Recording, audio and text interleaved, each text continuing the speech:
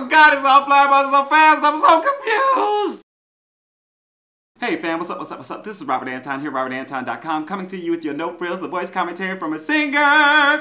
Tonight, what happened? I gotta get to my notes over here. Tonight, The Voice goes live for the first time this season and all teams will be singing and the public will be able to vote live in real time. It was really convoluted, I'm not gonna explain it all to you. One artist on each team will be saved first tonight and then tomorrow night the other artists will sing for the last 2 spots available on their coach's team. Okay, we kicked this off with TeamKelly.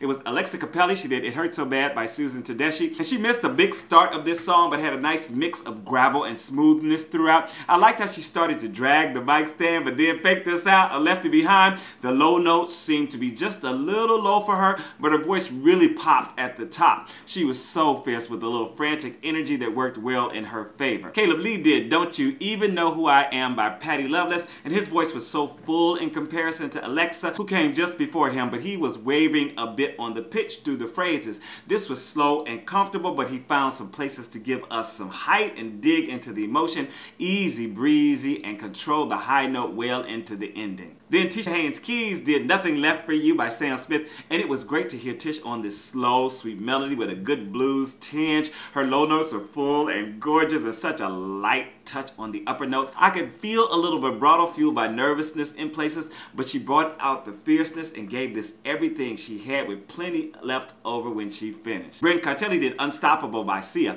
and she sat at the piano to start this and showed off a nice rounded tone. She had her game face on and was giving it everything she had, but I don't know if this was just the perfect song for her voice. She had the range, but it didn't sit that well for me. I gave her an A for effort, but wasn't enjoying this as much as some of her other performance, and that last garble was telling. It was like kind of, well, as she was trying to swallow something, I was like, oh God, she is about to go down. She's about to go down. She didn't have another note after that because I don't think she would have made it. Hartigan did Come Pick Me Up by Ryan Adams, and he was sitting on a high stool and giving us a little country croon that had a nice grounded tone. I liked the highs in his voice and the way he navigated his range. There was a lot of cry in this that worked well, mostly, but not all the time. He hit a nice falsetto, but seemed to run out of breath immediately afterwards before he finished. Last up for TeamKelly was DR King. He did Home by Marc Broussard, and this was a surprising choice, but DR continues to surprise and delight. As this started out, it was really low in his voice and got a little muddled over the band, but he was attacking it with that fierceness and took a better lead during the second verse.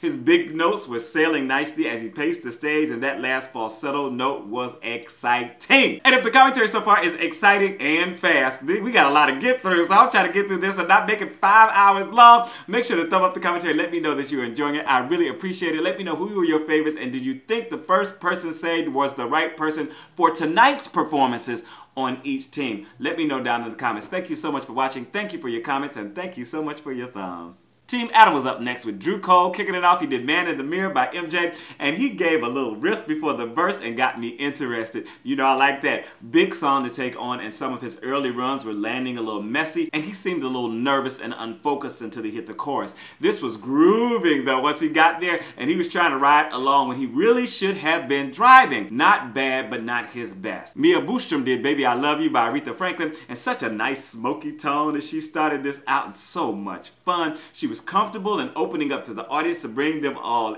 in. Some of the low notes got lost here, but she wailed away as soon as she got the chance. This had a nice bop, and she was definitely in the driver's seat. Then there was Verna with McGraw by Taylor Swift, and I was just a little lost as this started out. Lost in her tone and her twang. I couldn't even pay a lot of attention to the words, and I don't know the song because I was so enamored of the sound of her voice. I wanted them to move her forward in the mix so I could get more of what she was doing, but I truly enjoyed the mood this performance set. Just gorgeous, and just had me mesmerized. Rayshunn and LaMarr did Overjoyed by Stevie Wonder, and I heard him give a little hum, you know, to get his note before he started out. He was like, yeah, and it started out strong. He came in right on pace. I think he was a little tentative in the beginning though, and it could read as being unsure, though he knew exactly what he was doing. He just sometimes kind of snuck in at the beginning of phrases, and that always reads as being nervous. I love his stage movements and the little excitement dances in unexpected places. I think this may not have done him any favors because it really didn't give his voice a chance to soar. It was so quick and it was so popping, and he didn't really get a chance to really do, you know, like a nice long sustained note or anything. anything like that until the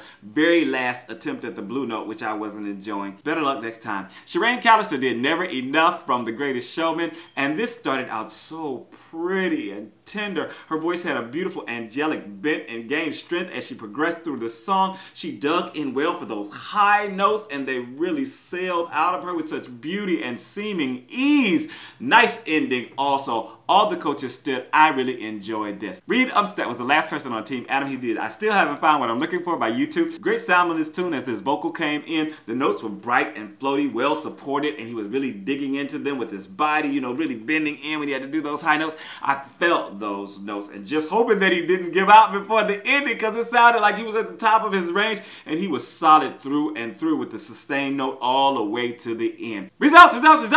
TeamKelly's first person saved by audience vote was Brynn Cartelli.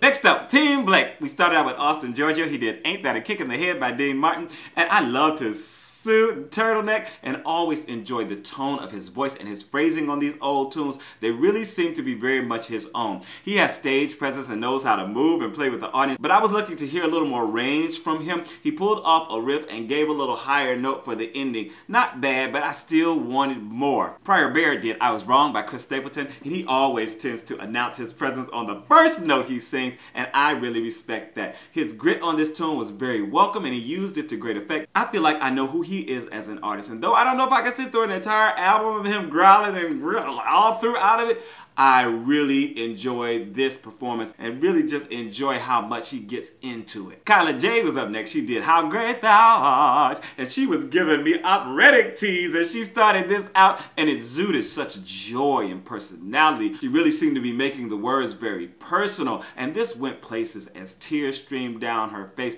All the coaches stood for her. Gary Edwards did Finesse by Bruno Mars, and I felt like this didn't start so well, but once he came off the mic stand and then went back and then came up again, he was moving and exciting the crowd. He made a lot of changes to the melody of this song, and I was feeling like this wasn't really the best song choice to show off his type of vocals. A lot of swag in his movements, but very unsure vocally, and a lot of those changes, especially with it being such a new song, those notes, you're doing a Bruno Mars, people want to hear those, you know, those high notes pop out, and he really was just taking the melody way down in too many places for me, so I didn't think it was a good song choice. Spencer Baker did I Still Believe in You by Vince Gill, and she was here to tell her story and really invested in these lyrics with some beautiful vibrato and really had me listening to what she was trying to say. She was very tasteful with the riffs and shone nicely when the music dropped out. I enjoyed this better than last week's performance. Very pretty. All the coaches stood for her. And the last person on Team Blake was Wilkes. He did Brother by Need to Breathe, and I always like the way he approaches the lyrical content in the songs that he chooses. He makes it very personable, and I noticed that the quick flip in the falsetto he did to get on top of one note, very nice. He has good control of his vocals and a nice roughness, and he really went for that falsetto note. Very clear, and all the coaches stood for him.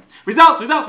TeamAdam's first person saved by vote was Sharane Calister. Oh my God, congratulations! For me, that came out of nowhere. Were you expecting that? Let me know. Next up, it was Team Alicia. We started with Johnny Bliss. He did America, America by Luis Miguel. Tell me if I'm right or wrong. Y'all know this song. This had such a languid beginning, and I was wondering what was going on. I was like, what is this song? What's going on? But then he started singing in Spanish, and I was like, oh, no wonder I don't know it. I understood very little, but I felt his passion and reveled in his tone and great use of dynamics. At times, he may have become a little too soft because the band was blaring away behind him, and he was trying to, you know, do a little something with it, kind of get a little loud, get a little soft, and at times I felt like he was just falling underneath the band. But I love his voice, and that ending was excellent. Kelsey Johnson then did You Know I'm No Good by Amy Winehouse, and her voice really popped as she started this melody, and she was stunning in that red dress. She really worked the stage, opened up for those big notes, throwing back her head, all that, and giving us some drama. This wasn't note perfect and seemed a little strained in places, but it was very good overall. Terrence Cunningham did How Come You Don't Call Me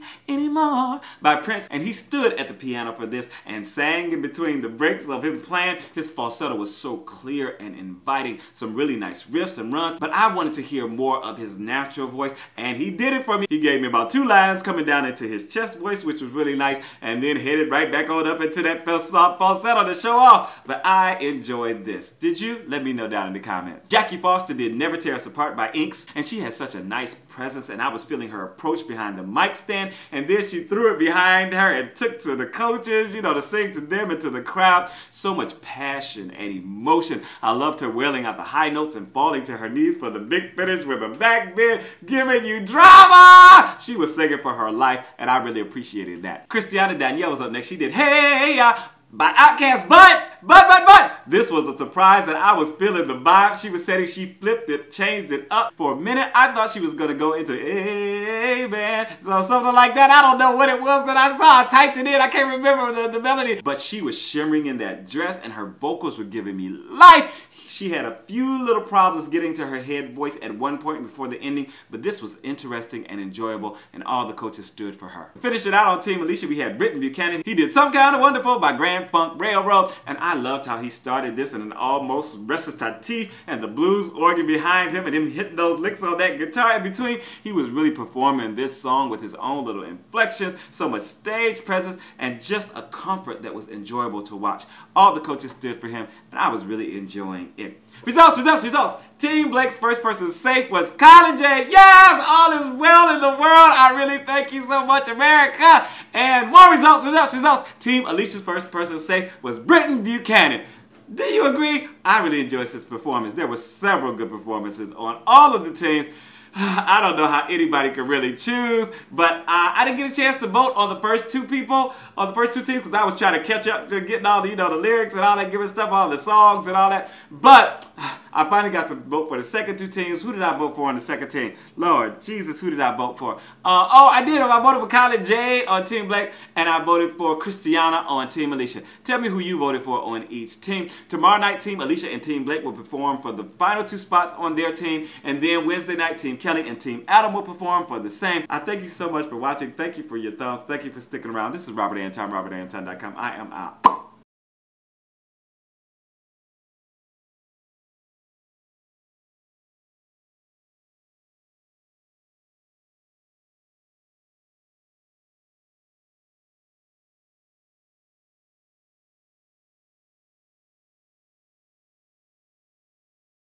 I thank you so much. I'm getting tongue-tied. I'm getting so tongue-tied. I'm talking so much.